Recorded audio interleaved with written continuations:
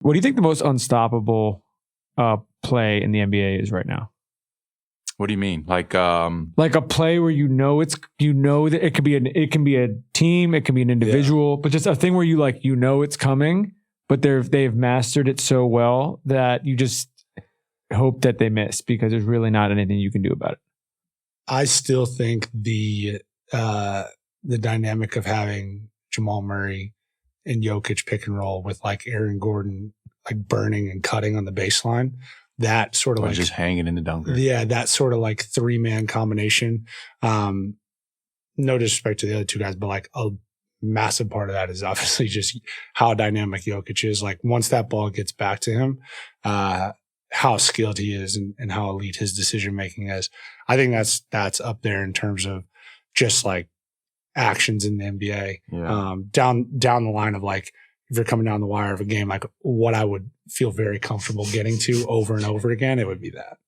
Those Giannis clearouts are another one where he kind of gets that head of steam going downhill, and it's like you're kind of faced with a decision. Like you're going to stand in front of him completely and like body up. He's really good at drawing fouls. He's probably going to run you over in the process. He can kind of wiggle around you. You want to send extra help. He can fire the corners. And obviously playing him in the finals, that was something that became really, really hard to game plan for. You know, like playoffs, you play a lot of good players, do a lot of things, and it's all about adjustments. It's all about, you know, how can we counter what they're doing? How can we counter what they're doing? The problem we ran into with Milwaukee was like, it's so hard because it's just like, there is no clear cut answer on how to stop that when it's going. And so I'd say that's another one. Maxey right now is up there too. Him on that like right slot, just getting to his right hands. I mean, we played them last night.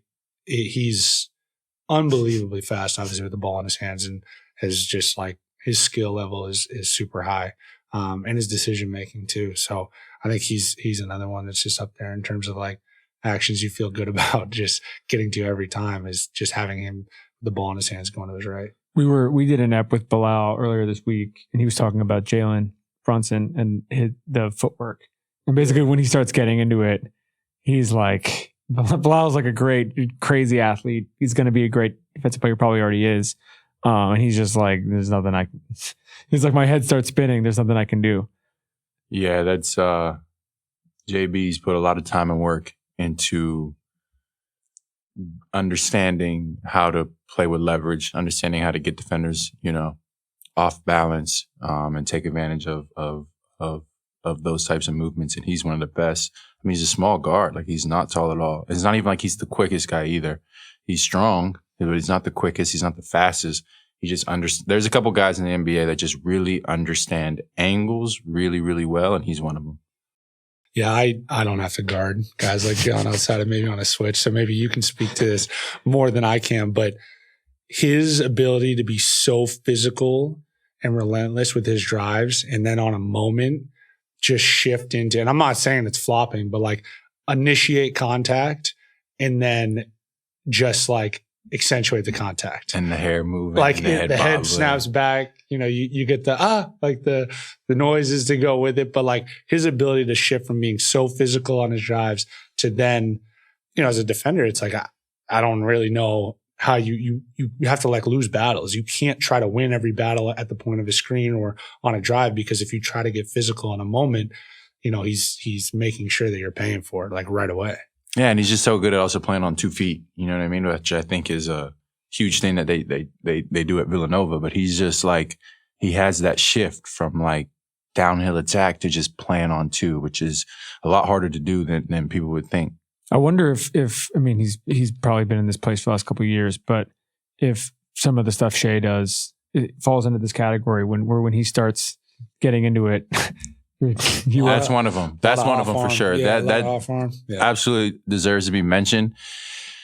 He's the same. He gets downhill, attacks those angles, and when he gets into that, you know, point of contact with his body, all it takes is just that off arm, like kind of like little chicken wing, gets you off balance. Or if you want to counter it and try to be physical and hold your ground, then it looks like you just launch him into the third row and he's going down. So it's one of those things where he has those things. He has the angles. He has a change of direction and the physicality. and then the touch to go along with it. It's what makes him really elite.